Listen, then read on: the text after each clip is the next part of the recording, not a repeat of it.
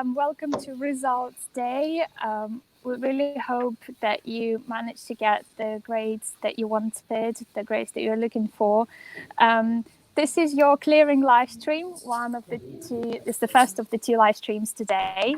And in this live stream, we're going to talk about clearing, anything you need to know. You can ask any questions you have. You can leave them in the comments and our experts will answer them.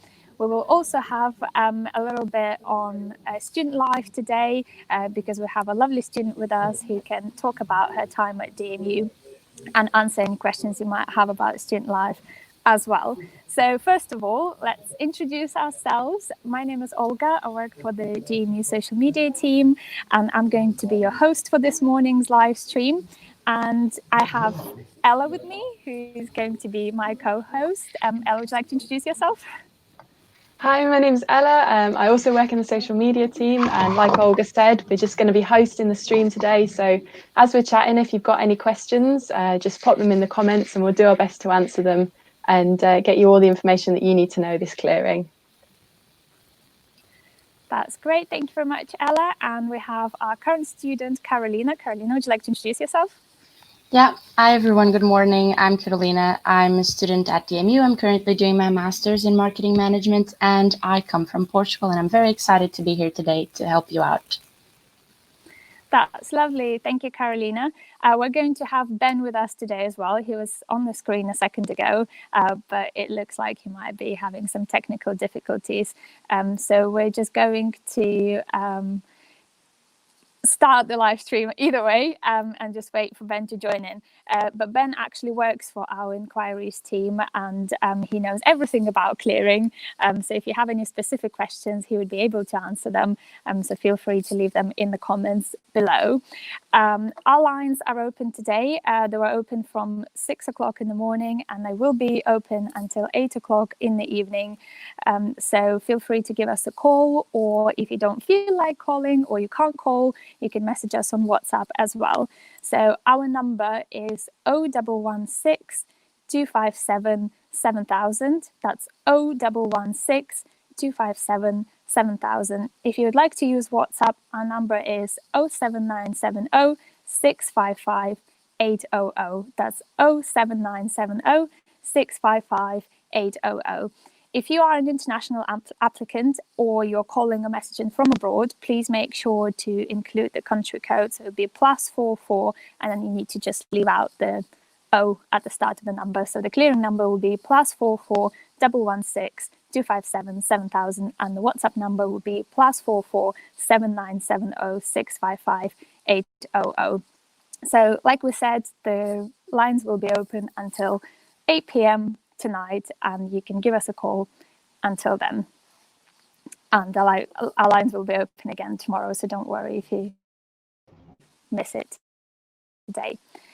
Anyway, we might have Ben back now. Let's see if we can chat to him.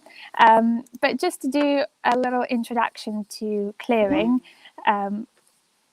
in a nutshell, if you didn't get the results that you wanted and you need to consider other university options, then this can call DMU and see if we have any courses available that you might be interested in, and you can apply for a course today. So even if you didn't have DMU as one of your choices on UCAS, that's clearing is an opportunity for you to call and do that today.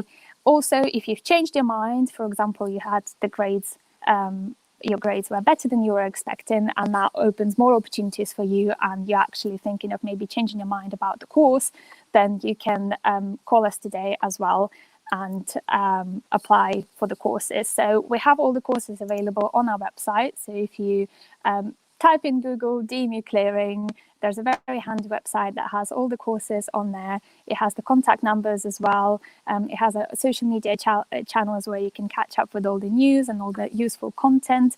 And we also have some FAQs there, so you can have a browse if there are any questions that you need an answer to now, then you might find them on our website as well. We also have the Your DMU Future tab where you can find out what studying on campus is going to be like next year, because of course this is unprecedented year for clearing and universities, so it will all be a little different, and it's understandable that you might be a bit anxious about starting at university this September. So your DMU Future will give you a lot of useful information about studying on campus in September.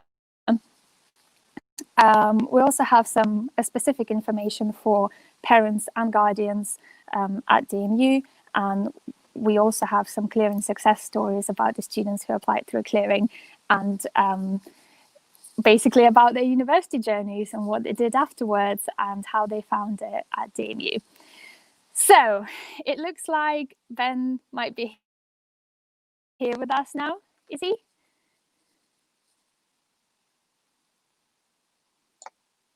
Let's hope he might be able to join us. Oh, I think we're having some problems with the internet today. In the meantime, Olga's actually on campus at the minute. So some of us are working from home, but Olga is in the Vijay Patel building. I don't know if you could show them around a little bit. Absolutely. It's a really exciting building. This is one of our favourites. It's the home of faculty of art, design and humanities, but the study areas are actually open to all students. So even if you are not studying art and design courses, you can still go to Vijay Patel building and study. And as you can see, it provides a lot of lovely spaces, very comfy atmosphere, comfy chairs, a lot of lighting, and a beautiful view, which you can't really see from the inside. So let's go outside. This is definitely one of the best bits of campus, I think. I know, right? This is one of our favourite bits. It's Vijay Patel Terrace. That's also available to all students. You can just go outside and have your lunch here, or even study here if you like. So we've got some lovely sitting spaces there, and you get a beautiful view of campus here as well. So you can see all of the campus, well, not all of it, but some of the campus from here, and it's a really lovely view. And over there, far, far away, actually not that far if you walk it, but it might seem like it in the live stream, you have the Leicester City Stadium. So it's King Power Stadium, where Leicester City Football Club is based. There will be a campus tour in one of our live streams this afternoon, in the live stream this afternoon. So you will be able to have a proper look around the campus with a bit more details about different buildings. But this is just a quick overview of Vijay Patel building for you. And we also have the most pretty staircase that all students really like, and everyone takes a picture with it, which you can see here. It's a pretty magical staircase. What does it remind people of? Yeah. Does it remind you of one of the floaty staircase from one of the movies and books? So yeah, and we also have some works of our students, our fashion students, displayed on this floor. So yeah, make sure you tune in at 2:00 today as well to take a look at other places on campus and explore in a little bit more detail. But meanwhile, I'm wondering, in the meantime, should we start our student life Q&A and see if Ben can get on in a little bit? Would that be? Yeah, that sounds like a great plan, Ella. So we're just going to bring Carolina back into the stream. So Carolina is one of our current students. Okay. Hi, Carolina. Hello again. Hello again. Here I am, back to the live. How are you feeling today? I'm feeling very excited to be here. It's always fun to be on live streams, and it's even more fun now that people are actually getting into university and getting the results and all that excitement, because I feel a little bit old at the minute, you know. It's been like a year or more when I got my results and I got that excitement, and I kind of missed that. So yeah. How are you staying in the UK still, or are you back at home in Portugal? No, I'm staying in the UK still. I went to Portugal for a bit because I just needed a break. But I'm back because I have my dissertation to write, and I just feel like in here I can be more focused. Sounds great. So just to kick off our student life questions session, can you just remind us one more time, what is it that you are studying with us? Yeah, I'm doing my master's in marketing management. So what stage of your master's are you at right now? Are you writing your dissertation yet, or are you still getting some teaching? No, I'm not getting any teaching at the minute because it's the last semester, so it's supposed to end by the end of September. So I'm writing my dissertation. It's not exactly a dissertation because you have the option to choose between a dissertation and a business research project, which is something a little bit more practical. So I'm actually working with a company and I have to present a strategy to a company. So I'm actually at that stage, so the biggest stage of everything, I think. Must be quite exciting and a little scary at the same time, isn't it? Totally. Like, I'm always nervous every day, but in the end, I know that it will be worth it. Nice. Well, hopefully it goes well. So why did you decide to come to DMU? Because especially because you're from Portugal, why did you decide to move to the UK, and why did you choose DMU specifically? So as for coming to the UK, ever since I'm very little that I have this thing for the UK. I cannot explain why. My parents don't know how to explain it, but I always said that I wanted to come here. So when I got the chance, I did my bachelor's in Portugal and then I stopped for a year. And the thought just started to actually come into life and I started to look for opportunities. So when I was looking for universities and when I was applying for universities, I actually followed my gut a little bit. So I wanted universities that will be a little bit more central, and that actually played a big role while choosing DMU as well, because it's central. Not only the university itself in Leicester is central to everything, but in the actual map, so I can either go to Manchester, London, to the south, it doesn't matter. It's literally in the middle of everything, and that actually played a big part in choosing. And then, of course, I came to study marketing, so I started to stalk DMU in everything, which I advise you, anyone watching, you can do that as well. Like the YouTube channel, the Facebook, the Instagram. I literally stalked everything possible. I looked into previous statements that people gave. I looked into pictures, videos, and then I was like, okay, if I'm going to study marketing, I need to study at a university that is actually good doing it. So I was like, okay, I think this is the right choice. But in the end, it was honestly following my gut, because when the decisions came out and I knew that I got accepted into all of the options that I applied, it was harder to choose. But honestly, I think the reasons that I said previously were the ones that actually played the biggest role. Yeah, that makes perfect sense. So you didn't get a chance to actually come and see Leicester, did you? No, not exactly, because I was always in Portugal. So unfortunately, I cannot attend an open day or anything. So I based everything on my stalking. How does Leicester compare to your hometown then? Okay, it's so much bigger because I literally live in a small part of the city. When I was studying my bachelor's, I was in the proper city, so everything was close by as well. But I can't explain. Like in here, you have the feeling as if you are in a film, as if you only see this on TV, like with the societies, the students, the actually atmosphere around you. And back home, I didn't have that, so it was kind of weird. Like I was used to it, but then when coming here, I saw a massive difference. But the thing that I actually like the most is that you can walk everywhere. And even though I love big cities, I think that for studying, it is so handy that you can walk literally everywhere, like to the supermarket, to the university, coffee shops, even to the stadium, as you were showing previously. It's not far to go anywhere. So I would say it's definitely bigger than the place that I was living in, like my own, my little village, but it's not that big that you would get lost or you would get confused or you wouldn't feel at home, because you do.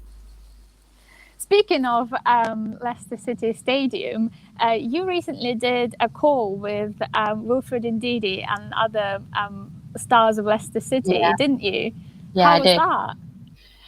Well, when I got the chance to do that, I was kind of like, oh my God, are you actually like telling me that I'm going to speak with the players? But then in the actual call, they're so friendly. I wasn't there thinking they're players, they're famous, they have a lot of followers on Instagram, they are on television. Like, I forgot all of that and I was just having a chat. And it was actually interesting to have that call with them, which you can find on social media as well, on Instagram and Facebook, if you want to give it a quick look. It was just so interesting to know that they were feeling the same thing that I was feeling when I came here, and they were giving the same tips that I give to my friends or to people that are coming next year.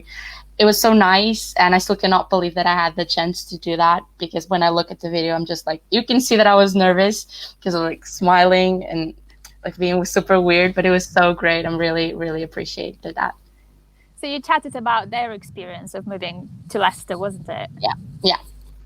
Oh, that sounds like a very exciting opportunity. And yes, you're right. So that video is available on our YouTube channel, and it from time to time appears on other social media channels. But if you'd like to take a look today, go to our YouTube channel, and it is available there, so you can hear from Leicester City players about their experience of moving to Leicester. So moving back to your course, what would you say is your favourite part about doing this master's course? I don't even know where to start, to be honest. I think the thing that I like the most is that you have a lot of practical side to it, because when I was studying back in Portugal, everything was a little bit more based on theory. So we had to read, of course, you still have to read a lot and you have to study a lot, but you have the chance to do group work. You have the chance to actually talk about things with the teachers itself, because they're very supportive as well. They always like to chat with you and give you little challenges and ask how you're doing. So you have the practical side, which was something that I loved. And then you can literally do anything while studying, because it's super easy to manage. As long as you know that you have to study and you have work to do, you can also be part of societies, groups, you can go out, you can enjoy the city, you can travel to another city. So it's definitely possible, and I love that. That's great. Thank you so much for this, Carolina. We're going to catch with Carolina again a bit later today, but we're just going to go back to Ben so that we can answer some of your clearing questions, because I understand this might be very stressful right now for all the students receiving their results. So thank you for this, Carolina, and we'll catch up with you in a bit. Hello. Hi, Ben, you all right? Yes, apologies for the start there. There's lots and lots of people that are suddenly on campus helping to answer people's questions, and I think it just upset the Wi-Fi a little bit, but it looks like I'm back now. That's great. It's great to have you back. So just going back to clearing, to remind you guys, our clearing number is 0116 257 7000. And if you'd like to reach us on WhatsApp, it's 07970 655 800. So Ben, would you like to just do another introduction to clearing, just explain what it is? Yeah, absolutely. So clearing obviously has sort of really kicked off today on results day, but it's actually been open for a little while now, since the sort of early August period, where students have the opportunity now through clearing to actually get themselves a place at university. So if you are in the position where maybe you haven't applied to university ever before, you miss the normal UCAS cycle, which is typically from sort of September to December. This is a good chance for you to then obviously contact those universities and see if they can offer you any spaces on some of those other courses. So clearing is absolutely fantastic for that. It's also there for students that perhaps didn't quite get the grades that they needed for their firm choice university, so that they can then look at their alternative options through something like clearing to be able to kind of go, okay, cool, right, let's have a look at my other options. You know, it's not the be all and end all if results day doesn't go how you wanted. There are other options, and that's what clearing is here for as well.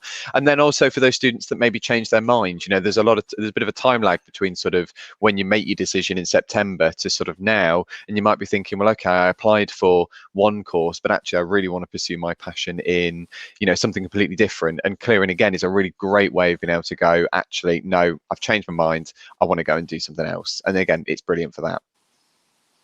That's great, thank you. So could you just reiterate what are the main ways of applying through clearing? So how do people go about it?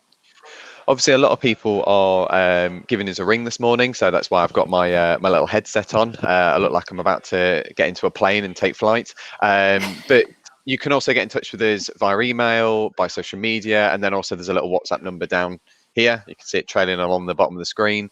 So you can contact us via WhatsApp, and we've got a team of current students and staff that are answering all your messages via WhatsApp. So if you don't fancy giving us a ring this morning, if you fancy just staying in bed and typing up a message, you can do that, and we'll be able to see if we can do something for you over the phone. That's great, thank you. So another question is, you kind of sort of answered it, but why would people apply through clearing?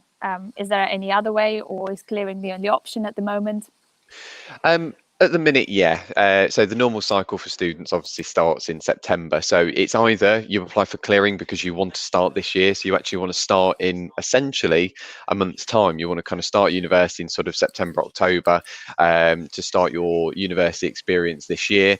If students were looking to sort of push it and maybe start again next September, then the UCAS cycle does open in September. So once clearing finishes, we go back over to the normal cycle, and that's when students can apply through, we call it the regular UCAS cycle, so you would apply that way. But clearing really is for those students that are actually looking to start university now, to get a place, hopefully today or tomorrow, over the next couple of days as clearing is open. Great. Yeah. So if you're looking to start in September, clearing is the way for you. So call us today if you're thinking about it. So in terms of timings as well, is it just today that people can apply? Is it just today, tomorrow, and this weekend? Or when can people apply through clearing? So people can apply for clearing, as you just said, this weekend. So we've had our phone lines open since very early this morning. So that might be why I'm looking a little bit tired. So we've had our phone lines open until 8 o'clock this evening. And then again, they'll be open tomorrow morning from 8 o'clock until about 6 o'clock. And then again on Saturday from 9. So if you want to give us a ring, and you just want to find out your options, you don't have to commit to anything now. It might be just good to have a look at what courses are on offer, have a look at what grades you might need for those courses. Just, general inquiries, you can give us a ring and we'll be able to kind of give you that information. But then even, knocking my headset, even going into sort of next week, if you wanted to give us a ring through clearing, we will still have people on the phones, on WhatsApp, and they'll be able to answer your questions, even into sort of next week. Obviously, there's a little bit more of a risk there in terms of getting the course that you want, because obviously spaces do fill up quite quickly. So yeah, as Olga's just said, make sure that you give us a ring ASAP to try and secure your place. That's great, thank you. And what courses are available through clearing? Are there any courses that are not available already? And how do people find out this? So they're all listed on our website. So if you go over to dmu.ac.uk/clearing, I believe, but you should also be able to find the link on the homepage. There'll be an option there to have a look at all of the clearing courses, and it will also list the entry criteria, the UCAS points tariffs that you need to get onto those courses as well. So again, if you're looking for those courses, you can have a look down that list and just see what is on offer. And again, there's still an awful lot there that we can offer you, ranging from your sort of business courses to some of our science courses, to English and history. There's loads of courses out there that you can have a look at. There are a couple of courses that are currently full, I believe. I can't remember which ones they are off the top of my head. I believe things like child nursing might not be available. There's a couple of other courses in and around that, but just keep checking back on the website, because places open up, things change, things shift as the day goes on and as the weekend goes on. So do just keep checking back with us, and again, any questions, just get in touch with us. That's great. So you've said already that they can apply through by calling or by messaging us on WhatsApp and social media. What happens next? Can you complete the whole of the clearing application process through the phone or through WhatsApp? How does it happen? So what we will do over the phone is we will make you, in most circumstances, we can try and make you what is called a verbal offer or a verbal conditional offer. So that essentially means is you let us know what your grades are over the phone, and we use that as a kind of basis to make you an offer. Again, apologies if you can hear people chatting away in the background as well. They're again taking your clearing phone calls. I really am working sort of ground zero here. So yeah, if we can sort of make you that offer over the phone using those grades, then what you need to do is go away. You need to then make add the clearing offer onto your UCAS track. So you'll be able to see that option when you sign in onto UCAS. You'll be able to add the offer on that way. And then what you'll need to do is complete a few additional steps, maybe around the course. So it might be for something like, again, nursing. For our adult nursing courses, you need to complete an interview. You might need to complete a DBS check form. So there's additional conditions that you might need to complete to secure the offer. But we'll make you that verbal offer over the phone. We'll have a look at the qualifications when we receive them to make sure that they match up with what you've told us on the phone, and then we'll be able to lock in that place, and you'll be able to then book things like your accommodation. You'll be able to have a look at your student finance, and you'll be able to complete all those other extra little bits to make sure that you've got everything sorted for when you start in October. Great, thank you. And just so that people are prepared before they call, obviously if you message on WhatsApp, you get a bit more time, but when you call, you kind of want to get it sorted straight away. What do you need to apply through clearing? Do you need to have something there right next to you, like your grades or similar? Do you need your UCAS ID to apply through, to ring and apply through clearing? So you don't need a UCAS ID. So if you don't have that to hand, or even if you've never even created a UCAS application before, it's not a requirement for us to be able to make you that verbal offer. We will need you to at least have, well, we'll need you to know what your grades are. We'll need you to know what your results are, because obviously that's what we're going to use to make you an offer over the phone. Now, obviously there are some questions, there's some queries, and there's a little bit of confusion this year around sort of qualifications and that sort of thing, because of obviously everything that's been going on. So obviously we'll be able to discuss that further over the phone, but yes, you will definitely need those qualifications for us to be able to at least kind of secure in what that offer is going to be. But as for UCAS ID, it's not a requirement, but if we do make you a verbal offer, then you will need to sort of go away, sign up to UCAS, and then when you accept the offer on UCAS, it will sort of link our systems with UCAS. Okay, so you don't need UCAS ID to ring and get a verbal offer, but you will need a UCAS ID. You will need a UCAS account to be able to accept it. Is that right? That's correct. And what about international student applications? Because they normally don't go through the UCAS system. What would be the process for them? That one is definitely not really in my wheelhouse, but again, international students will be able to get that advice when they speak to us over the phone. So again, they'll still need those equivalent qualifications so that we've got something to go on in terms of how we can make them an offer, because as you said there, it's a slightly different system, and particularly with something like gradings, those gradings can be slightly different as well. So we'll be able to kind of advise that with them over the phone, and we may even be able to put them through to our international team as well, who again are very much bit more clued upon that than I am, and make sure that the qualifications line up, we can accept them, and they are equivalent to what we're sort of looking for, and then we'll obviously give them the information on how they sort of secure that offer in, which, as you say, is not done via UCAS. Great, thank you very much. So the most important bit here is get your grades ready before you ring us, because that's probably the first thing we're going to ask you when you ring. So absolutely, make sure they are there. Yeah. And I think in terms of like additional details, I mean, what we might need to do is obviously take a few details from you over the phone. So be prepared to be on the phone for sort of maybe 10, 15 minutes, maybe even a little bit longer, just so that we can make sure that we are getting all the right details, we're locking in all those figures into the system, and obviously all of our call handlers will just need a little bit of time just to be able to kind of obviously pop those into our computer system, but also make sure that you've got an email address that you can easily access really quickly, so that you can log in, you can receive your offer letter, and again that will go through the steps of how you accept that offer there on the phone. And if it gets a little bit busier later in the day, would people just need to stay on the phone to make sure they get through? Is that the advice? Yeah, we're having a few issues at the minute with obviously we're doing a lot of this sort of remotely, and we're trying to do this so we're not kind of jumping onto people's computers to kind of help them out. We'll all have to do it kind of via Microsoft Teams and that sort of thing. So it's taking us a bit longer to kind of process any queries that people might have. So yeah, definitely just bear with us. Obviously, it's the sort of thing that's been said for the past few months anyway. But yeah, it's just taking us a bit of time to just kind of answer some questions, find out a little bit about what's going on, and seeing if we can obviously make sure that we are giving you the best service possible. Perfect, thank you. Going back to the offers and accepting the offers, can applicants get an offer from DMU whilst holding offers from other universities, and how do they accept offers from different universities as well? Yeah, so you can have as many clearing verbal offers over the phone as you like. So if you want to speak to a couple of different universities, you can even have a couple of offers or waiting list offers from us on the same day. So that's not a problem. You can do that. Again, sorry, it's a little bit noisy behind me. There's lots of things going on. But yeah, so if you wanted to sort of shop around a little bit, if you did want to kind of do that and maybe get into a couple of different verbal offers, that's absolutely fine.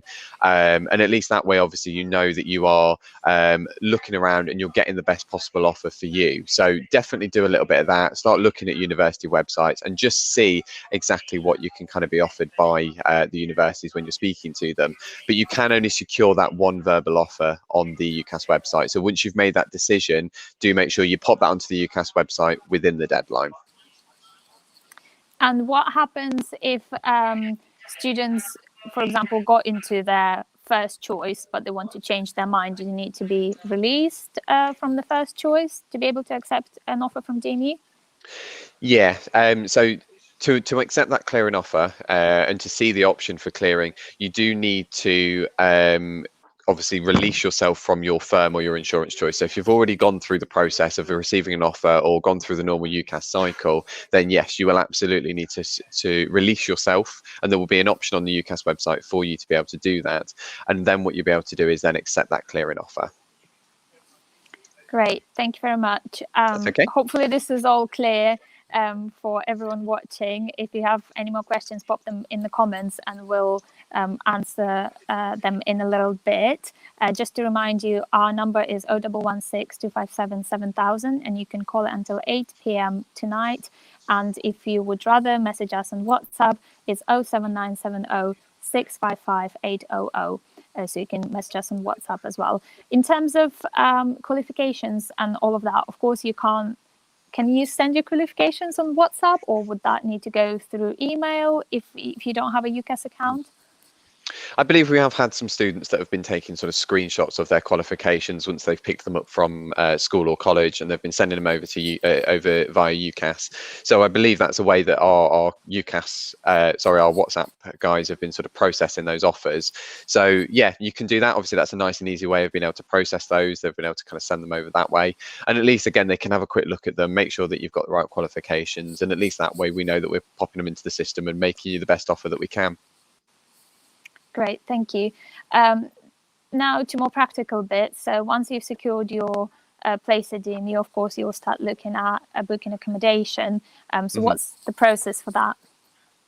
So the letter that you'll receive, if you get made an offer today, you'll receive a letter that will give you details on actually booking that accommodation. So what you'll do is you should be able to receive a link that will take you through to our accommodation booking website, and that will allow you to pick which hall you want to stay in, and then it'll also allow you to pick which flat that you want to stay in. And that will then obviously give you the option there to have a look at the different sort of locations of the accommodation. You'll be able to look at the different prices, and you'll be able to see exactly which type of accommodation is going to best suit you.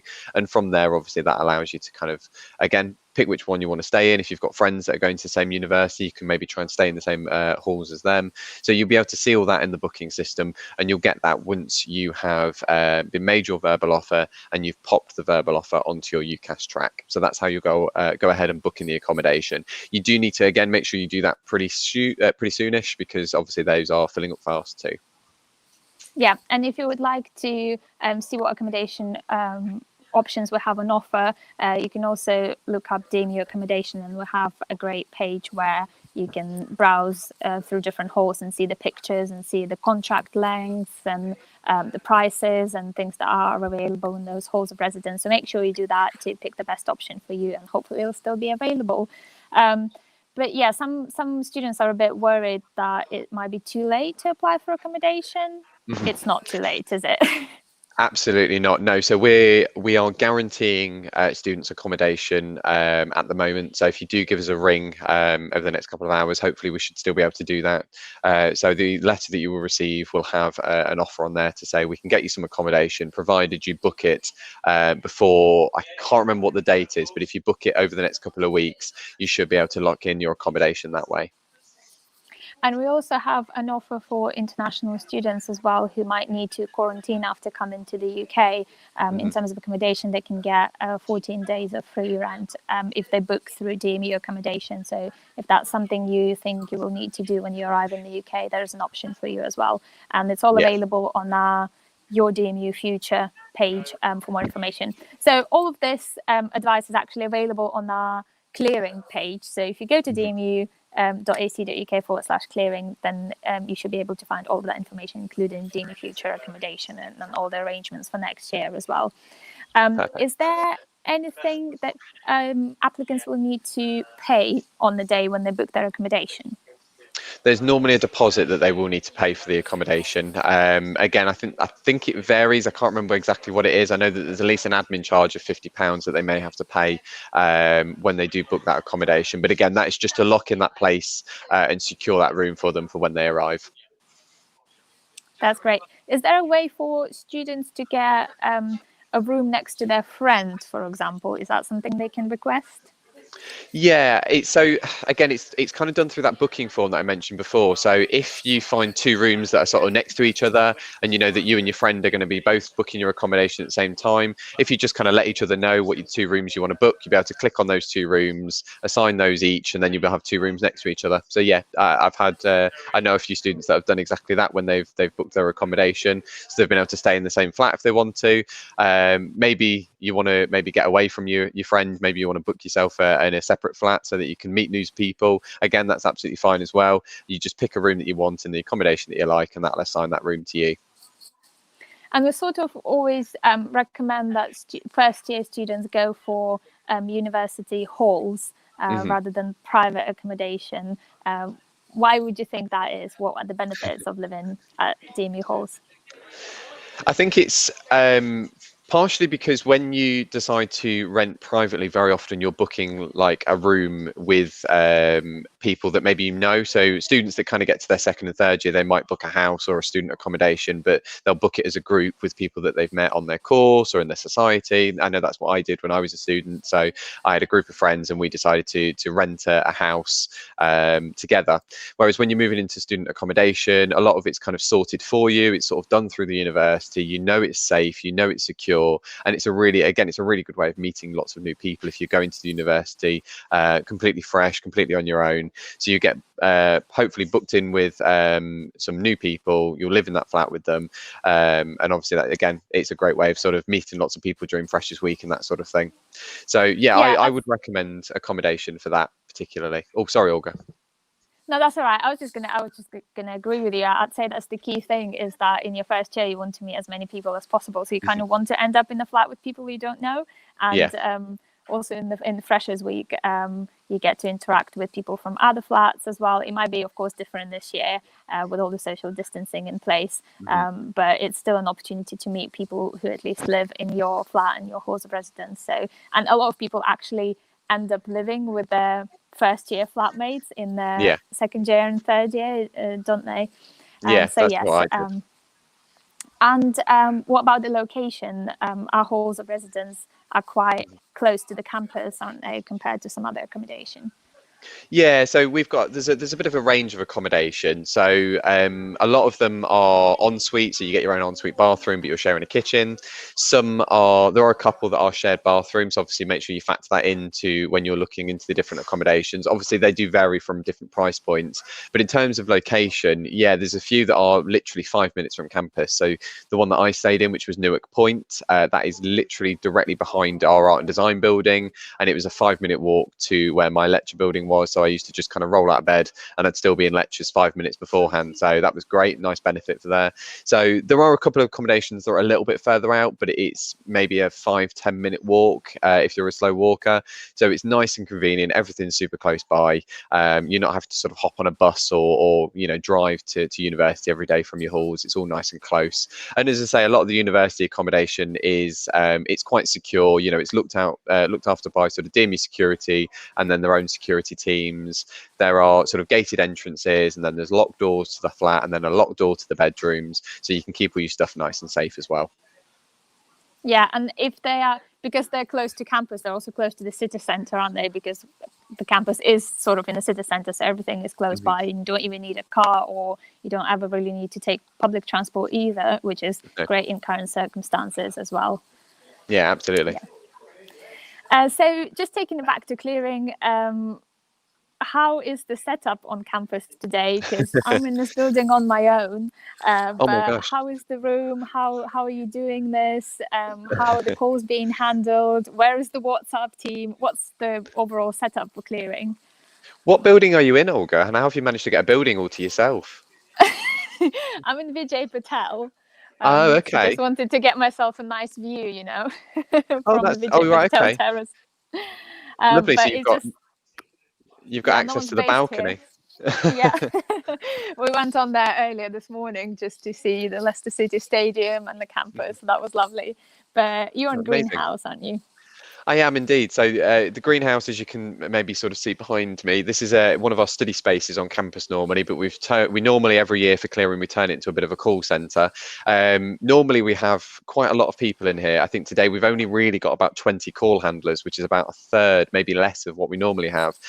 So you can see there's a few people behind me, maybe not so many. There's lots of empty desks at the minute, answering the phones, taking your phone calls. But then there's also quite a lot of people that are working from home who will also be answering your calls. So again, when you do ring us up, if you do hear the occasional, baby screaming, dog barking, whatever it might be, do bear with us. Working from home, it has its benefits, but it also has its negatives. So that's how we're kind of doing the whole operation. Is there's a few of us on campus that are going to take some of the more sort of technical roles. So I'm looking after quite a few people on the phones today, just supporting them with any questions that they have. But then also there's going to be people, as I say, working from home, doing this all kind of remotely. We're doing this all over kind of video call and that sort of thing as well. So we're all kind of supporting each other, but we are staying sort of 2 meters apart from each other, which again is why there's lots of empty desks behind me. There's occasional, if I just twist this around slightly, there's a few people dotted about over there answering a few phone calls. So yeah, it's a bit strange. It was a bit strange walking in and having to follow the arrows around and that sort of thing, but we're keeping it nice and safe. We're doing it all sort of social distance, but we're still able to obviously answer as many phone calls as we can because we've got lots of operators working from home as well.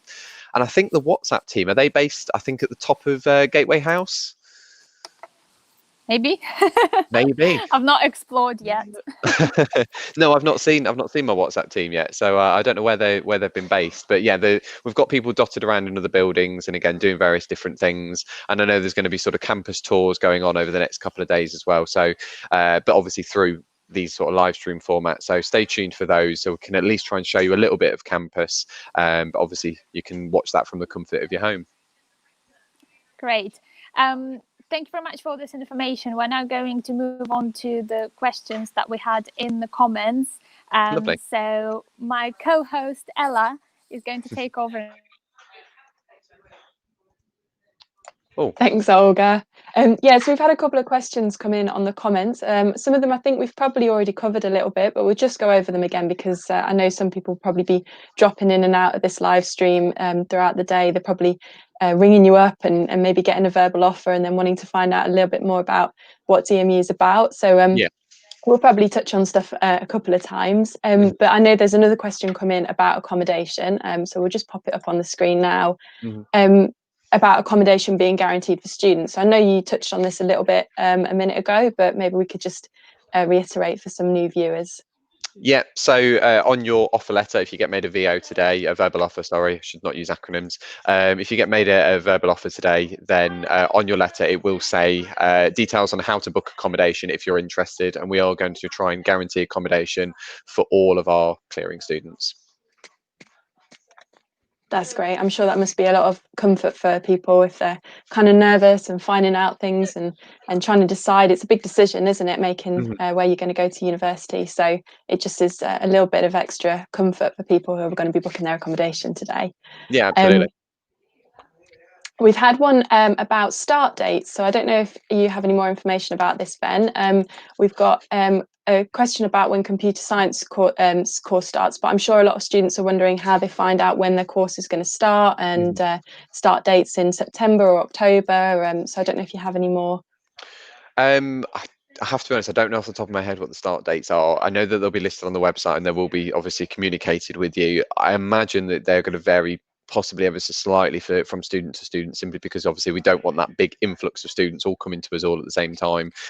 So what you'll be provided when you have secured your offer, if you're going through clearing, obviously if you're a regular student anyway, you'll be told what day and what time your sort of enrollment dates are, and that will be your opportunity to come onto campus and pick up your ID card. My ID card I appear to have lost. It was here somewhere. So you'll be able to obviously pick up all that, get all your details sorted. Obviously it's just to let the university know that you're actually here, and that's how you sort of enroll onto campus. So that will all be communicated with you hopefully over the next sort of month or so, so you know when to sort of come onto campus and get all that sorted. Obviously, that will take place in the same week as Freshers Week, and then obviously we're still not 100% sure what Freshers Week is going to look like. I don't think the Students' Union have released all those details yet. But then obviously the week after that will be when term starts. So we're looking probably sort of early October, but I can say I can't remember specifically what date that will be. That's great. So obviously we've been answering a couple of these little questions. Keep sending them in, and we'll be on this live stream for another hour at least. So and then there'll be another one this afternoon. So we'll try our best to answer anything that people send in. So do please keep sending in your questions. Anything you want to know, we'll do our best to come up with some kind of answer. We've got a couple of more general questions. So again, just to kind of cover the things that we've already chatted a little about before we lose Ben to his inquiry team, because I'm sure they're all clamouring to get hold of him. Yeah, a little bit. So obviously we've covered what clearing is, but for anyone who's just kind of joining us now, a little bit of a summary for why people might join through clearing and what it is and how it can help them today. Yeah, so really clearing is, and again, I say apologies if you can hear people chatting away in the background. They're taking your phone calls. So clearing is really an opportunity for students to kind of secure their place. So it's a sort of last ditch attempt to get your offer, but that's not necessarily in a negative way. That might be for students that have perhaps never considered university before. You know, results day, they might see all their friends going off to university after securing their places and think, actually, do you know what? I do fancy going to university now. So it might be an opportunity there for a student who's completely fresh to the whole thing to kind of get a place at a university if they decide to change their mind. For those students that maybe change their mind on what course they want to study, so if they've already got an offer for one university with a particular course, but think, actually, I don't want to go to that university anymore, or actually, I don't want to study that particular course anymore, there again, they can use clearing as an opportunity to go away and do that, and actually try and get an offer on something else that might be something that they're slightly more interested in now, because, you know, things do change. So you can use clearing for that. And then again, if results day doesn't necessarily go the way that you wanted to, maybe you didn't secure that place that you wanted at the university that you wanted, again, clearing again is just another opportunity to try and get a place on a course. So there's lots of reasons why students might choose clearing, and again, that's why we've roped lots and lots of staff and students in to support us on the phones today, to take lots and lots of phone calls to help you guys out if you are interested in going to university. And for students who are just calling up, how long kind of roughly can they expect to get a place? Like, how long does it take you to sort of make a decision and get that information over to them? So if we can make them an offer, we'll do that there and then over the phone, and that it's essentially called a verbal conditional offer. So what that means is we take their grades over the phone, so they let us know their grades over the phone, and then provided that they back that up with the evidence that gets sent over by UCAS, we'll obviously then be able to lock in that offer later on. So they'll receive the letter shortly after they've had the phone call with us. The phone call might take sort of 20 minutes, 15-20 minutes, half an hour, however long we need to just process those details, and then we'll be able to obviously from there send them over the letter, and they'll be able to lock it in on their UCAS application. They've got 24 hours to lock that in, or just over 24 hours. So if they get an offer made today, they've got until 5 o'clock tomorrow to make that decision, pop it on their UCAS application. That's great. We had a question earlier, which I think is probably quite a good one, because for a lot of people today is a day of a lot of uncertainty. They're getting their results, they're not quite sure what's going to happen next, and they're probably, you know, it's quite nerve-wracking for a lot of people ringing up. So we had a question about, can my parents call for me on the day? So can my parents make the call for me? Is that something that they can do, or do they need to make the call themselves? Ideally, we want to be talking to the student. Obviously, this is a big decision that they are looking to make. Now, obviously, if the student is otherwise sort of indisposed or doing something else, then the student can obviously call us back. The phone lines are open pretty much all day until about 8 o'clock, and they will open again tomorrow. If the student has put their parents or guardians as a sort of nominated person on a UCAS application, then yes, the parent or guardian just needs to let us know that they are nominated on the UCAS application. We'll go away and obviously we need to double check that, but once we've checked that, then we'll be able to obviously carry that conversation on with the parent or guardian on behalf of the student. Again, ideally, we would like to speak to the student because we want to find out a bit more about them and obviously have a chat with them. But in those circumstances, yeah, we can talk to parents and guardians. We can obviously give lots of advice to parents and guardians. So if they just ring up and just want to know, how many points or what grades their son or daughter needs to get onto a particular course, then obviously we can do that, and then they can just get the student to ring back when they're a bit more available. As you can see, a lovely friendly team, so nothing to be afraid of. No, absolutely not. And I suppose there's lots of different ways that people can get in touch. It's not just making a call. As we've mentioned before, you can contact by WhatsApp. That might be a good option for a lot of students. How does that kind of work? Do people just drop you a message by WhatsApp and then you'll get in touch? Yeah, so the same way as you would answer the phone, really. You just say, "Hey there, guys, can I find out a little bit more about, the history course or the psychology course? I've got these grades. Can you do me an offer that way?" So yeah, WhatsApp works very, very similarly. It's a very friendly group that are going to be answering the WhatsApp messages. Some of them are actually current students. So if you've got any questions about DMU and student life, again, you can use WhatsApp for that as well. But yeah, definitely WhatsApp's a fantastic little platform that we're using for clearing. We get lots and lots of messages through there.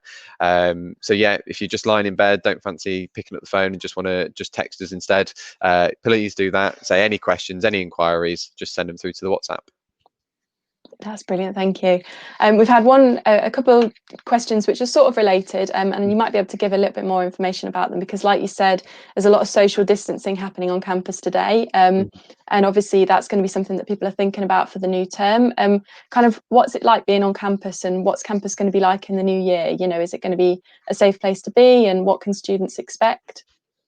Yeah, I can touch on this a little bit. I mean, this is my first day on campus since February, I think. Yeah, so it was a bit strange coming into one of the buildings today. I've still not been to my actual desk or my actual office for a long time, but obviously the university is working as best they can to make it as safe a space as possible, but equally they want to make it so that you're not losing any of that sort of student experience, because we know that as well as coming to just kind of get that degree and get that study, the university is also about the experience, the chance to be here, make friends, join groups, get involved in different activities. So we still want to try and put on as much of that as we can, while obviously again remaining safe. So it is top priority for the university. You'll notice around campus, there's hand sanitizer gels dispensers around that I noticed. There was arrows on the floor on the way in, coming around the buildings. So all of those things are being considered when students obviously arrive. Obviously there's going to be quite a lot of students arriving kind of all at the same time or around the same time, in only a short few months.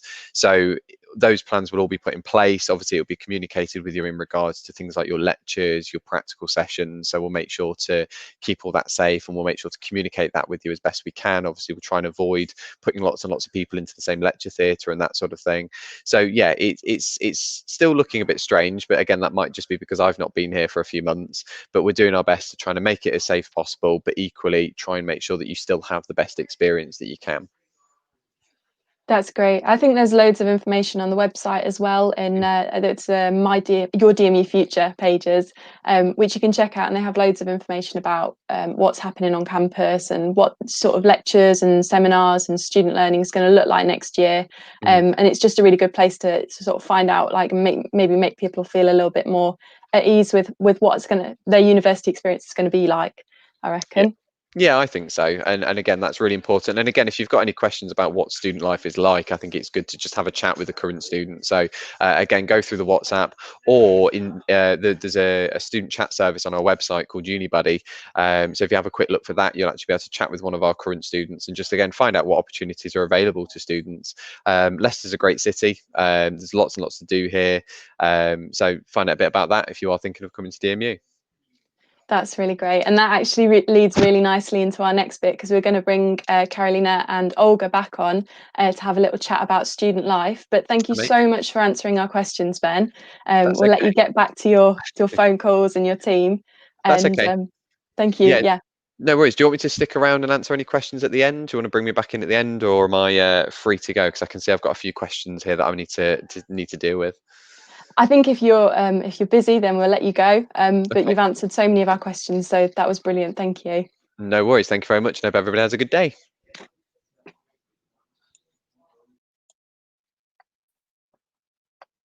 So I'm just trying to bring Olga back in. I know she's having a couple of Wi-Fi issues, so we'll just see how she's getting on. We'll see if Carolina is there. She is. I'm here. Never left, listening to everything. I think Olga's having some issues, so we'll just make a start and then see when she can pop back. Yeah, no problem at all. So are you working from home at the minute? Yeah, I just came back from Portugal this week, so I have to quarantine for 14 days now, which makes me quarantine all over again because I did all of the 3 months almost in Leicester, so I'm doing it all over again. But yeah, it was kind of weird to come back to Leicester and see things open, but it feels very, very good. It feels normal, so it's quite good. Yes, because I guess that's something that a lot of international students might have to think about in September and October, is whether they've got a quarantine period before they start. How has it been for you, quarantining? Have you found it okay? Have you been able to sort of get everything you need? And So it was quite different, like quarantining now, which like basically I came from home, which will happen to the international students as well. So it is quite easy to quarantine because of course you have to stay at home during the 14 days. But if you are alone, you can go to you can go food shopping, you can go to a doctor if you need. So just if you have symptoms, you're not advised to go to a doctor because that way you can spread the virus if you have it. But in the end, I feel very safe. And honestly, I felt like after going home, I needed another break, like a proper study break, and be focusing on my studies and what I have to do. So these 14 days are quite nice to settle in. Like for the international students coming to a new country, it will be quite nice to settle in slowly because it will be normal if you are homesick in the first few days. So you can call your family, you can call your friends. So you have a little bit more time, which is quite nice. that's great. I've just noticed that Olga seems to have popped back in. So there she is. It seems like our Wi-Fi is just not handling all of those WhatsApp messages of people who want to apply through clearing. But yeah, thank you very much for your help, Ella. That was a lovely Q&A with Ben. Hopefully we answered some of your questions. So thanks to Ben and Ella for all of the answers. And yeah, we're back to a little discussion with Carolina about student life and living in Leicester and living on campus. So I think we left off where we're talking about your course and how you like the practical bits of it. Yeah. And it was a bit of a mixture, and the fact that you can do a project instead of a dissertation. So just to carry on from there, obviously a change from school to university or college to university can be quite stressful in terms of students worrying, how is the studying going to be? Will there be any support from the lecturers? How many contact hours? Is it easy to do homework? Is the homework different? So what was your experience with, of course you did a master's as well, so that's the next step from undergraduate to a master's, which is not maybe that big of a difference, but is different, isn't it, to undergraduate? Yeah. So could you just talk a little bit about the support that you received from the lecturers and how you found the overall studying system, and how did it all work for you? Yeah, so firstly, of course, I come from another country, so it was completely different. I had no idea, for example, how to do references.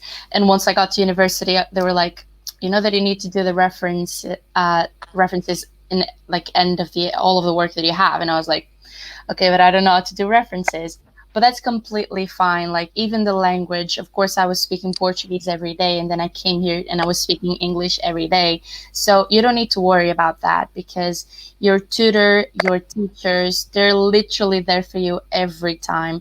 They provide you with useful links. They actually chat to you in the beginning, during, or after the classes. They're very open, like through email. They usually take very little time. I take longer to reply than my teachers, to be honest. They're very, very fast replying and providing me with tools to help me out.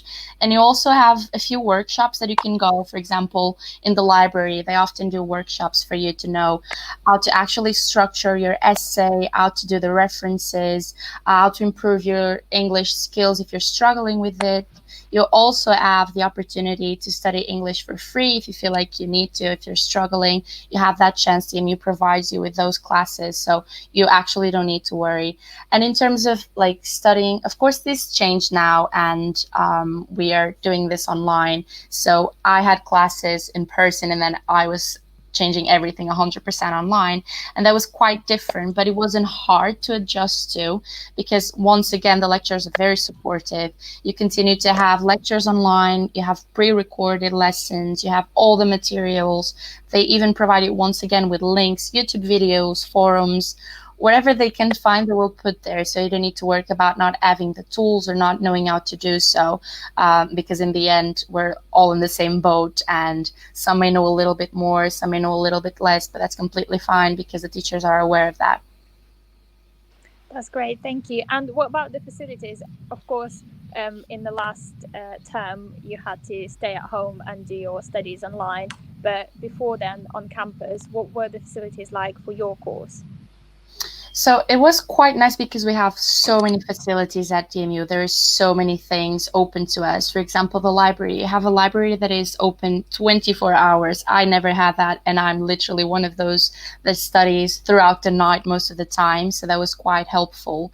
Usually in the library, you have computers as well. So if you don't have a computer, or if your computer is a little bit slow, you don't need to worry because it's there and it's filled with the software that you need. For example, if you're studying design, you have the proper software and the proper computer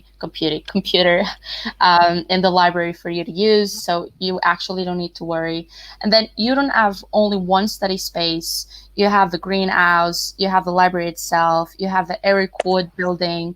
For example, the business and law faculty also has a library. So of course you may not find a spot in one of these buildings, but you always have another one to go to. And you have plenty of open spaces as well. For example, the Vijay Patel building where Olga is right now. You can go there and you can sit on a table and a sofa. You can meet your friends. You can do group work. You can just go up to the terrace if you want to study there, if you like to get a little bit of fresh air as well. And then, of course, we have the other facilities besides like this study ones. For example, you have the Costa Coffee inside the university, which is great because every time I had a break, I had to go to Costa Coffee because I'm a coffee person, so I actually needed it. You have the food village, in which you have plenty of food from a ton of different countries, so you can eat a different thing every single day. You have this little shop for food, which is right inside the university as well. You have Subway, the restaurant inside the university as well, if you're fancying a sandwich, which is like a little bit faster. I don't even know that we have so many things that sometimes I forget. It's also a very green space, so you don't need to worry about not having fresh air because it's a pretty big campus, but you can walk everywhere, and it's such a green space. You literally have the river going by nearby. So once you finish your classes, you can just go take a little walk, like 1 minute, 2 minutes to the river, just enjoy, take a little break, your coffee, see the sunset. So there are loads of facilities for you to study, but also for you to have a good time at the Montfort, because in the end, that's what we want you to have. I think you're muted. Yeah. Thank you. Do you ever go to study in the city as well? Do you ever go to one of the cafes? Well, obviously not now, but before the pandemic started, did you use any of the cafes to study? Yeah, definitely. And I'm so happy that this is open now, even though I can't go for like the 14 days, but in the end, I will go back. So you have so many. Once again, DMU is so close to the city center, like 5 minutes, 10 minutes, depending on which part of the campus you are. But I would usually go to the Esquire's Coffee. I feel like I'm doing promotion in here, but it's so pretty to go there. It's so nice to be there. It's such a cool space, like all of the lighting, and it's super close to Montfort as well. And then you have so many others. I would go to 200 Degrees as well because it's a bigger space. And it's right in the city center as well, so you can just go there, take your laptop. If you enjoy the little background noise, which sometimes I don't like, but sometimes I like, and it helps me do my work faster, you can just go there. The Squires is a little bit more silent. The 200 Degrees has a little bit more background noise, at least it had when I went there, but it's totally doable, and it's good to get out of the university every once in a while just to get a little bit of other air and other people, and you'll see professionals working there, which was something that made me much more motivated to get my work done because they were doing the work. So yeah, it's quite nice, and you have so many spots as well. And if you don't want to go anywhere away from campus, then we have the Riverside Cafe as well, which is a similar space, and you have other fellow students and lecturers having a coffee or doing work there. So that's also available to you. All right, that was an interesting discussion about studying. Hopefully we can go back to normal at some point in the next academic year. But for now, the campus will be partially accessible, and students will have some of their studies on campus. So they will have some of the practical bits that are actually based on campus, even though the lectures are going to be online. Speaking of another thing that is on hold at the moment, but hopefully will be happening in the future, DMU Global. Did you get an opportunity to go on the DMU Global trips at all? I actually didn't, and I'm so sad. I'm honestly so sad because I have so many friends that did. They went to Thailand, they went to New York, and every time I looked at the pictures, I wanted to go. So if you actually have the chance, of course, right now, we don't know exactly how things are going to work out, but if you have the chance, just take it, because you have trips, you have, how do you call them? Bursaries, that's the word that I was missing. You have bursaries that DMU provides you with that allow you to pay for this trip, which if it wasn't for DMU, probably we wouldn't be able to pay for it. You can go to any part of the world within your course. It's great for you to make friendships with your classmates. It's great for you to know another culture, maybe to know a little bit more about the area that you're studying. For example, I had one of my friends that went to Prague to see this newspaper office and everything, and she was mesmerized because she's studying media and journalism. So it's quite good for you to go to another country and see something that is relatable to what you're studying, because in the end it allows you to think a little bit more broader, and it motivates you, because that's something that everyone always told me, that you come back from those trips a different person because you're experiencing something totally different from what you're experiencing now. And even though you may think, okay, so I'm an international student, I'm already moving to Leicester, that is different. But if you have the chance, just please do so. You can see everything online, just search for DMU Global, and you will have all of the informations. And of course, we don't know at the minute, but we will know shortly, and you'll be updated. Great, thank you. Yeah, so hopefully this is something that we'll be able to resume soon. So apart from DMU Global and studying, what else can you do at university? What other activities are there? Are there any societies? Were you a part of a society? And what was your extracurricular activities life like? Okay, so there's so many things that you can do apart from studying. I was part of 2 societies. I actually had the chance to try a little bit of a lot of societies because I wanted to try everything, but then I had to reduce to 2 because that's what I wanted to do and I could do. So I was part of the Demon Media, and I was part of the DMU Pop Dance. So Demon Media is pretty much you have the radio, the television, the newspaper. You have these 3 parts, and you actually have a radio station and a television studio, which was something that I was mesmerized when I came to DMU because I had no idea universities could have that. So it's really good because you don't need to be a professional. You don't need to know about things. You just go there and you start knowing. For example, I was never a writer. And I was writing a lot to the magazine, and I wrote a couple of articles that turned out to be quite interesting. You can choose the subject that you want to talk about. You can give ideas for the magazine as well. So it's quite interesting for you to develop a little bit of your creative side. And you don't need to be studying anything related to it. You can be studying medicine and deciding to write an article on fashion. It just allows you to explore a little bit of other passions that you may have. With this, I also had the chance to be featured on the cover, because the cover of the magazine, it's made from students, for students. So it's quite interesting. It was quite fun to do so. And one of those, I had a mustache, and in the other one, I was like this Christmas elf. So it was quite good to get out of my comfort zone. Quite weird to see my face with a mustache everywhere after, but it was quite fun as well. And then I was also part of DMU Pop Dance. So DMU Pop Dance, as you can imagine, it's dancing. So I used to dance when I was little, then I stopped for a lot of years, and then I came here and I was like, let's give it a try. And it's so good because you often feel like, oh, I don't dance good enough. I'm not good enough for this. I don't know how to do this. But the teachers are students. They were probably my age, younger or older than me. You just go to classes, you have classes 2 times a week.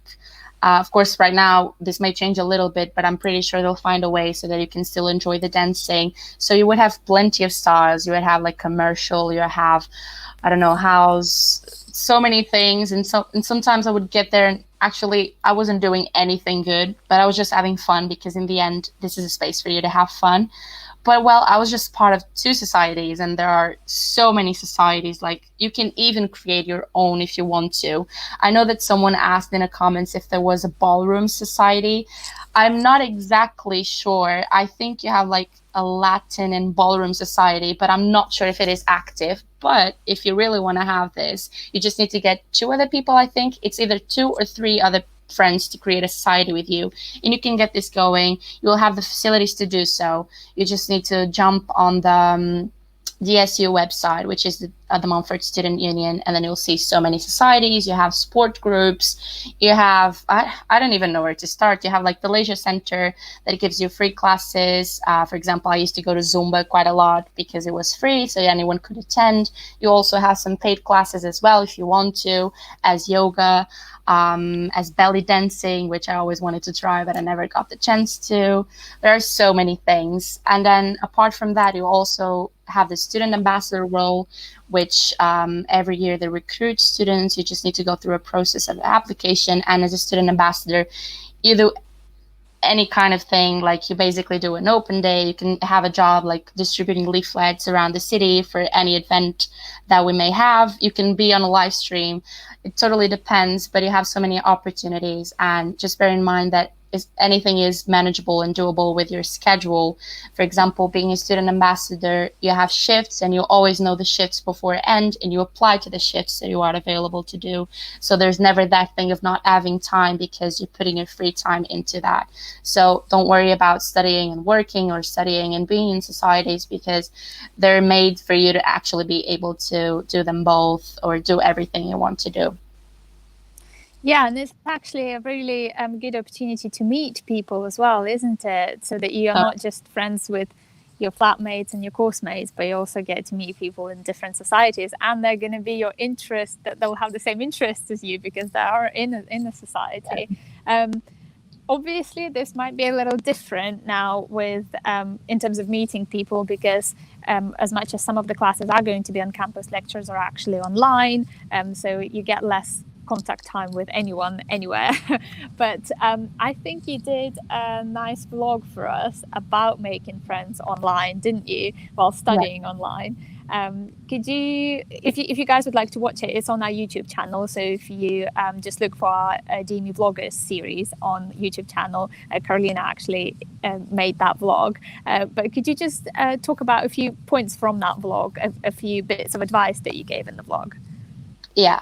So one thing that I want to say is that don't be scared. Of course, none of us know how things are going to work out in terms of meeting people exactly, because this is all new for everyone.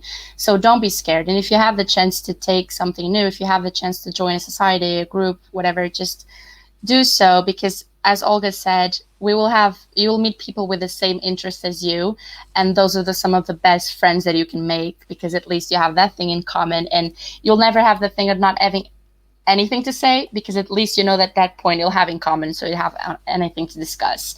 So of course this is changing, but for example, if you go to student accommodation, just try to create a Facebook group or a WhatsApp group. The same with your classmates. The same with any society if you're planning to join. Just try to create a WhatsApp group, because everything will be a little bit online. So you can just chat, you can do Zoom calls, you can do a fun thing that I actually mentioned on that vlog, which is you'll meet someone and then you'll ask that someone to bring another friend and another friend. So you do this random Zoom call with people that you barely know, but you end up doing games and actually spending a lot of hours having fun in there. So it's quite nice for you to do. Another tip I would have to give is for you to join the Applying to DMU groups. So you have the Applying to DMU 2020, you have the Applying to DMU 2021. I think it's already up there, and you'll always have these groups going on no matter what year. So just make sure you join, because people are constantly asking there who's studying what, which is lovely for you to meet people from your course or similar courses, because sometimes you may have modules that are in common. So you may have modules with another course. So it's also nice to know people from a course that it's not yours. It's nice to know in which accommodation people are staying, what societies are they trying to join or are planning to join. You may even find someone, for example, to create a ballroom society dancing with you if it doesn't exist. So it's quite fun. People also exchange their social media handles like Snapchat, Instagram. So if you are comfortable with that, you can exchange yours as well and just make contact. I actually made a few friends like that when I came to DMU because I joined the group and then people were always talking and everything. So I just left it there, and now she's one of my best friends, like the one that I can think beforehand. Like, she's one of my best friends. So I truly advise you to do so. And I think that's mainly it. Like, of course, you may be scared if you're coming from the UK itself or if you're coming from another country, but just be aware that everyone is in the same boat as you are. So everyone is going through the same thing. And if you ever feel lonely, if you ever feel like this is still not enough, just talk to us, like talk to DMU, just give a message, talk to your tutor, for example, because we provide well-being support as well. So you don't need to be alone. You'll always have someone to talk to. And in the end, you'll have such a good experience. So yeah. That's great. Thank you. That's very useful advice. And just in terms of things that were happening online during the pandemic, some of the courses, lecturers actually got quite creative as well. And we had a radio station for, I believe it was for law students, where they could learn a little bit more about one of their modules, but they could also socialize. It was just a nice thing to keep in touch during the pandemic. And I think it was Alex, one of our other ambassadors, I want to say, that he said that on their course, I think he does pharmacy, and on their course they had a little quiz where I think there were different drugs in emoji, so you had to guess the name of the drug from like the combination of emoji. You know, you can do that for like book titles and things like that. So that's something they did on their course. So that was an interesting experience. There is something going on all the time for students to get involved with in this difficult time of being away from many people. But yeah, if you get proactive, there are ways to socialize with other students and find friends, and you will still have your flatmates in your halls of residence anyway. Just taking it back to Leicester, you have talked about it a little bit, but sort of in terms of being a student in Leicester, how did you find that? Does the city offer everything that you needed for your course? Is it too busy? Is it too small? How did you find it in terms of student life? So I want to say that the city is the perfect size. As I mentioned previously, it's not too big, it's not too small. I got lost on my first day, but that was only one time. You get used to the city pretty fast as well. You have tons of facilities for everything. Of course, we mentioned the ones that you have inside the university, but you have things for you to actually not think a lot about studying. For example, you have so many restaurants, you have so many cultures inside Leicester, which is something that it's so worth saying, because you come here and you walk down the street and you see so many different people, which I find lovely because no one looks the same as anyone. You see cultures from all over the world. People are super friendly as well. I never felt unsafe. I used to walk either early in the morning, afternoon, night. It doesn't matter. I never felt like I wasn't safe. So you don't need to worry about that as well, because Leicester is not like that. And then if we talk about facilities, like for my degree, I honestly found everything that I needed in here so far. As I mentioned, if you need to get out of the city as well, everything is so close. Like London is 1 hour and a half away by train. So everything is so close to you. If you want to explore and other things, if you want to go and see a lecture or an event in another city. But Leicester also has that. We have so many venues for events. Like, for example, you have the Curve Theatre. I was never a theatre person because that's not part of the culture in Portugal. So you have that a tiny bit of the people actually go to the theatre, and I actually live close by. So, for example, you can go there, you can see many different plays. Students from DMU actually act that a lot of the times as well. You have facilities, as we said, restaurants. You have restaurants that's not only typical British food, for example. You have Chinese food, you have Thai food. You have Brazilian food, Portuguese food. I don't even know all of them, but it's so interesting for you to walk around the city and have all of these opportunities. Then, of course, you have leisure activities, for example, going to the cinema. You have this one big cinema in the city, which is so showcased. It's like the biggest, but then you have smaller cinemas around, which is like 10-15 minutes walk. Once again, Leicester is everything is at walking distance. You have plenty of supermarkets, so don't worry about everything being too far away for you to do shopping. About being expensive as well, it's not expensive. I was worried about that, but you actually live well in here. You can actually shop in a lot of different supermarkets, and they, of course, one are more expensive than the others, but in the end, you'll see that Leicester is not expensive. So don't worry about that as well, because when I moved here, I was super worried about that. I was like, oh my God, what if I don't have enough money to go on food shopping? Because I was never shopping with a different currency, but it's completely fine. The facilities are all there. You can take photographs if you need like your ID pictures. You have plenty of spaces around the city as well for you to do that. If you want hairdressers, if you want to do your nails, you have so many things all over the city. It's so hard to tell. And as you're listening to me, you're probably saying, wow, that sounds bigger than you thought. But it's like a medium-sized city. Everything is around the city center. If you walk a little bit further, you'll find so many parks, for example, like Victoria Park, Abbey Park, Beatty Park. So you'll always have a spot to go, which is lovely. Yeah, I think about food, Wilfred Ndudi mentioned that in your call, didn't he? He loves his food, and just about how diverse it is, and just wants to eat everything. But one of the bits that actually made it easier for him to move to the UK and to Leicester is because of the availability of different African cuisines as well. So all of that was available in Leicester as well. So you can go and explore other foods. But if you're coming from Europe or anywhere in the world, really, you can find your home food here, definitely.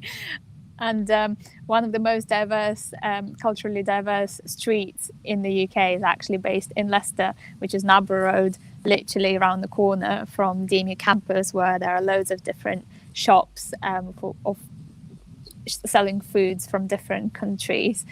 So yeah, you will always be able to find something from home, definitely, as well as explore all of the other cuisines. So also, when you moved as well, of course, you had to think about accommodation, and that's something that a lot of students are concerned about. What would you say are the top most important things you need to look at in a student accommodation before you apply for a student accommodation? What was it that was the most important for you, and what do you think students should look for?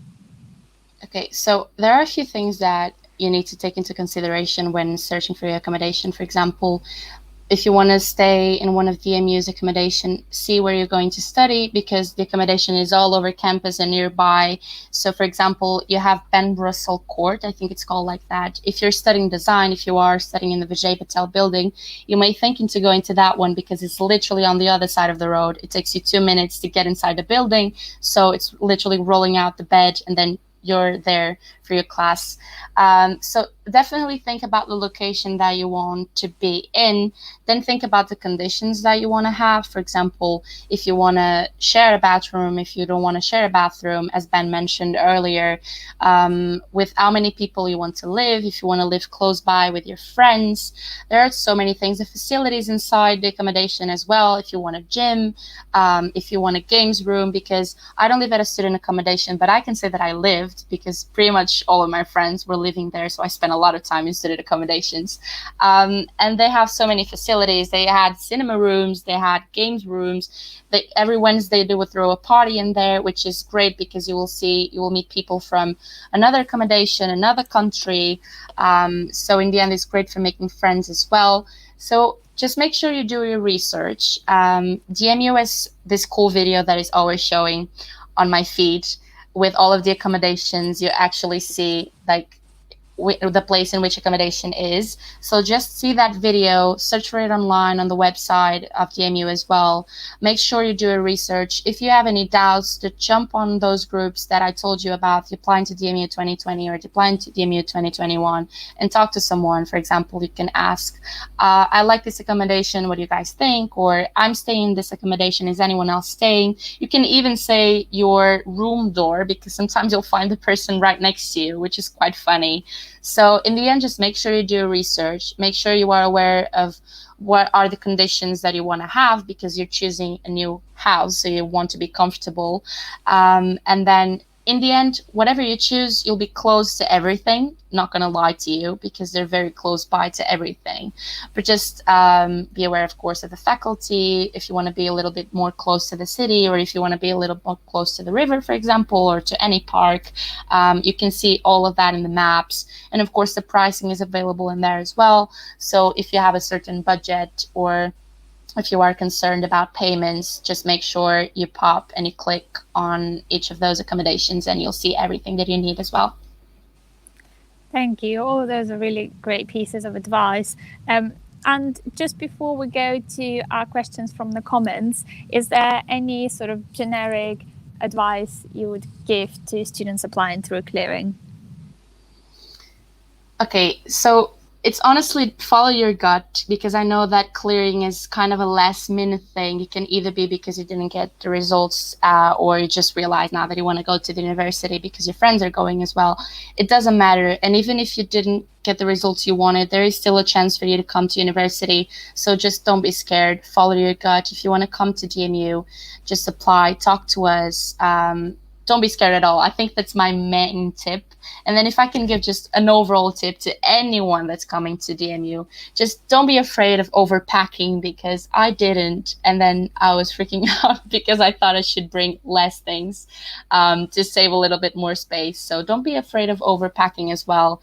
And I'm pretty sure you'll have such a good experience. Don't be afraid of the reality that we're living in, because in the end, we'll always find a way, and you'll still have a great experience at university.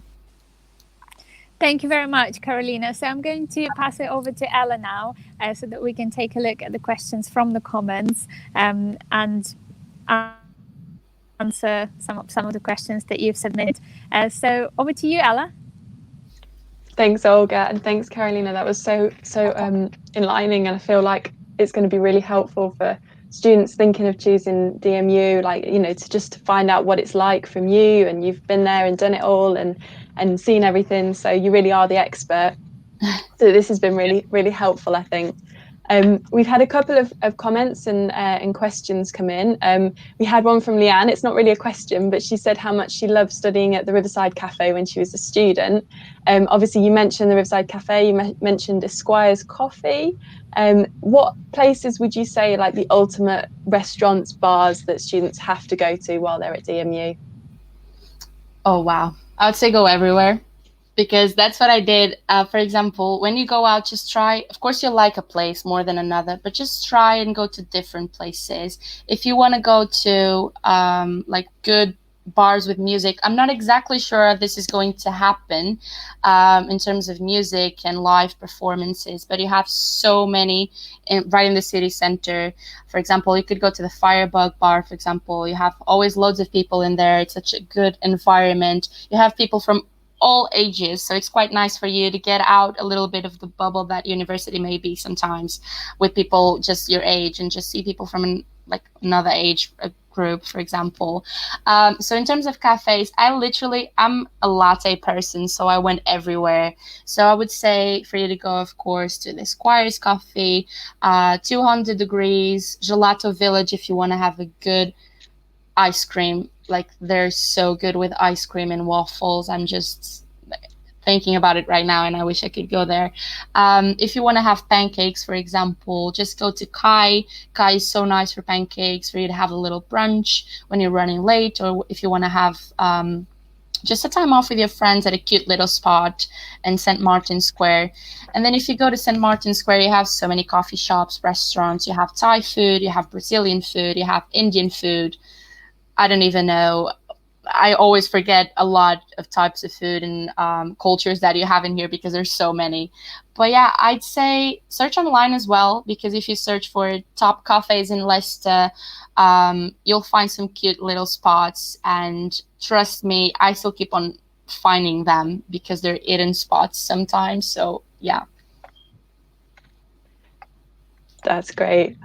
I know that a couple of people have had slightly more practical questions about sort of living at university and the things that they need to get done before they come, and about university accommodation. I know you chatted to Olga a little bit about that already. Some people have said things like, can I bring a car with me, or should I bring a car? And should I insure my belongings? So have you got any kind of practical advice about whether students need those kind of things? Did you feel like you needed a car, or would you recommend that people insure their things?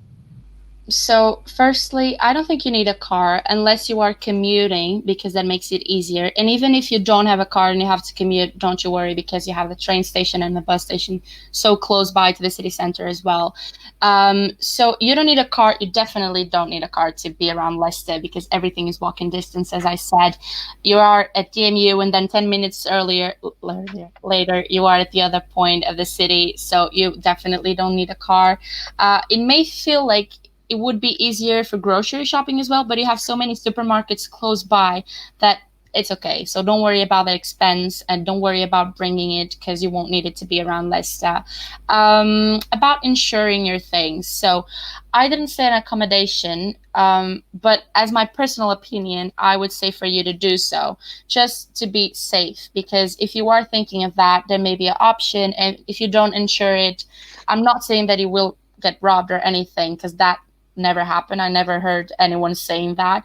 So that's completely fine. But if you want to play it safe, if you want to be even more comfortable, you can just do that, but it's not a requirement.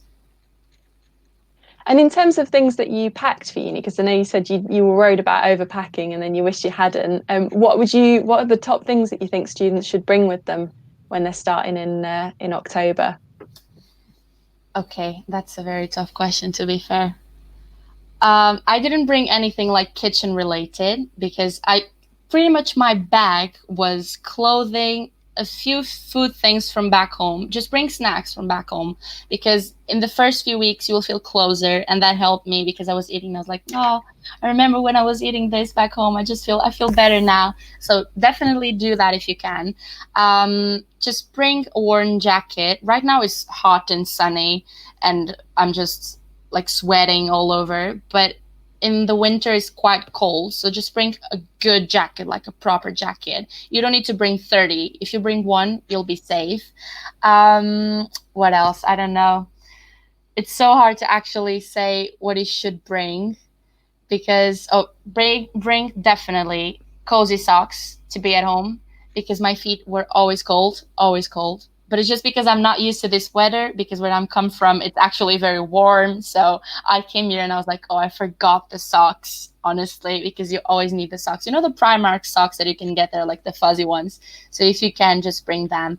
Everything else, I think it's just pretty much about details to make the place that you're coming to feel like home. So for example, your special mug, if you have one, pictures from your family, books if you like to read, or any CD or anything like that if you like to listen to music. There is a vlog up on our YouTube channel from Lydia on things to bring to the university. So if you want to jump on there, you can just search, as Olga said, DMU vloggers, and you have so many tips from our students on what to cook, what to bring, what to do. So yeah, if you can just give them a watch. They're very short videos, like 3 minutes, 5 minutes. So it's a really nice way of spending your evening or your afternoon before coming to DMU. That's brilliant. Just a reminder to anyone who's just tuning in, we're trying to answer all your questions that you have about the clearing process, about being a student at DMU. We're on for a couple more minutes, but we're also having a live stream this afternoon at 2 p.m. So please do send in your questions, and we'll do our best to answer them. As a student coming in, like as an international student, how did you kind of find being on the campus? Did you feel that it was quite diverse, or did you feel like you settled in quite quickly? Definitely, definitely, it's a diverse campus because, as I said about Leicester, Leicester is a super multicultural city, and the campus itself, it is. So you'll see people from all over the world, all kinds of cultures, which is quite nice. It was kind of like it got me nervous because sometimes you don't know how to approach or how to talk, but everyone is so friendly and everyone is just there for the same as you. So in the end, you'll be okay. I never got lost on campus, for example, so I settled in pretty quickly. I remember as if it was yesterday, the first day that I had coming, we had that international welcome event. So I'm not exactly sure if that will happen this year, but I'm pretty sure you'll be aware of that if that happens or not. So Jamie will update you at that. I remember going there alone, and there was this big group of people, like people from all kinds of cultures, from Erasmus. So there are people coming from Erasmus as well. And I was alone, and I hate when people don't talk because I'm usually like talking to everyone.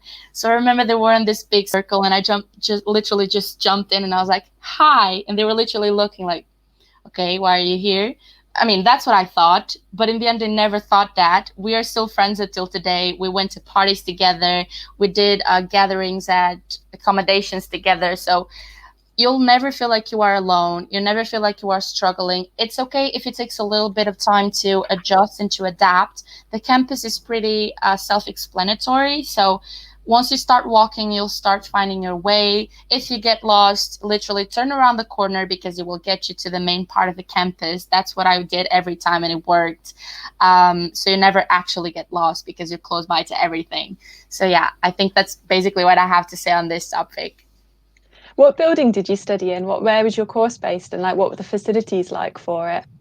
So I studied in the business and law building because I'm studying marketing management. So the rooms were so nice and so big. They actually have like auditoriums. Like it's literally like you are on a film, especially for me because in Portugal they're basically classrooms, like normal classrooms. Of course, you have normal classrooms, but they were even better than the ones that I had at home. So it's funny for me to say this.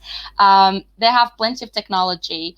Every class is recorded, so you will be able to see it on DMU Replay. So, for example, if you had for some reason you couldn't attend a class, once you get it home, you can see the class, you can see what they were talking about. Sometimes you have video as well. Sometimes you have PowerPoints with voiceover. So it literally depends, but there are plenty of facilities. You always have machines for you to get a snack, get a coffee, which is quite helpful. In the business and law building, you had like the printers as well. So that's very important because you don't need to walk all the way through to the library to get something printed. You can just go there. And the way it works is basically you'll get your student card and then you'll put money on your student card and then you just have to tap it in. And it allows you to print anything you want. So it works quite well. You have computers, you have like a library inside the business and law building as well. You had tables on the bottom floor for you to do study group work. On the top floor, like the latest one, you had the postgraduates room, pretty much. So we would go there, we'd have laptops, we would have rooms that we could book for us to do group work as well. So there are plenty of facilities and plenty of things that you can go and explore. And if you don't find your spot on one building, you'll find it on the other one. So yeah, it was quite helpful because sometimes I was just walking up and down the building because I had everything, so I wouldn't have to leave. Definitely keeps you fit. Yeah, definitely. You have an elevator, okay, you have an elevator, but sometimes the elevator was like everyone wants to go on the elevator, let's be real, because we like to do things easily. But if you go through the stairs, it's definitely a good workout. It doesn't take long at all. And it's quite funny to see everyone like running up and down the stairs because the elevator was full or the elevator was taking a bit longer. So I know a couple of our students are thinking about in starting in the new year, and they're wondering about how learning is going to work, obviously with the sort of pandemic situation. I know that with DMU, we're doing a blended learning approach. So some of our larger lectures will be online and some of our teaching will be in seminars on campus. How have you found the sort of transition to online learning and having things like lectures online? Has it been good and have you enjoyed it? yeah, so definitely, okay, we were having this physical presence, so it was quite weird to stop having that and immediately having online learning. But I can say that me and my colleagues as well, because I was talking with them, we adapt quite fast because the teachers are still there for you. You still had online lectures, or you would have the pre-recorded lectures. The materials will be always up to date. They will be always there, willing to talk to you through email or anything that you needed. So you can adapt to that quite well. For example, I don't know exactly, I think that in this new year, it could either be like through Blackboard Collaborate, in which you'll see a teacher, you can activate your camera, you can talk. It's like a class, it's like this that we're doing here. So it will be pretty much the same thing. It could be a Zoom call, it could be a Microsoft Teams call. So you can see your teacher, you can see your colleagues. So in the end, it's just a matter of not being there physically, but everything else is the same. And when it came to like the learning materials and having the things that I needed to do my work, that was always there. I never had a situation in which I couldn't do something because the material wasn't there, or because I had no idea how to do it, because in the end you still have the things. So it's quite easy to adjust. Of course, it is different, but if we think about it, we call our friends online, we talk to our friends like through Instagram, Facebook, or WhatsApp. So in the end, it's pretty much the same thing.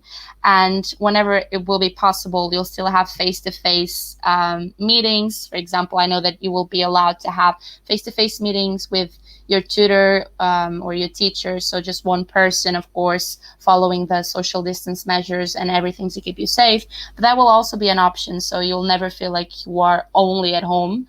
So I think it's very important and very easy to get through. That's great. We had a question about starting in October versus starting in January. I think this has been answered on our page now, but I know that some courses start in January but most of them start in October, so it just very much depends on the course. All the information about the courses and their start dates will be on the website, so I recommend that you check that out if there's any courses that you're interested in. But you can always give our team a call on the numbers below. They'll be happy to answer any questions about those kind of things. So if you really have any kind of course related questions, please do check that out, and hopefully you can get the answers there. I think that's all the questions that we've had. So thank you so much for coming on and chatting to us. This has been really, really great. And is there any kind of last advice that you give for anyone considering DMU? Would you recommend studying here? Definitely. I don't regret my decision at all. As I previously mentioned, there are so many good things about the campus and the city. So I don't regret my decision at all. And it was a big decision coming from another country. It's always a big decision choosing which university you want to go to, what do you want to study. But just, I know it's nerve-wracking and you're all probably very nervous at the minute.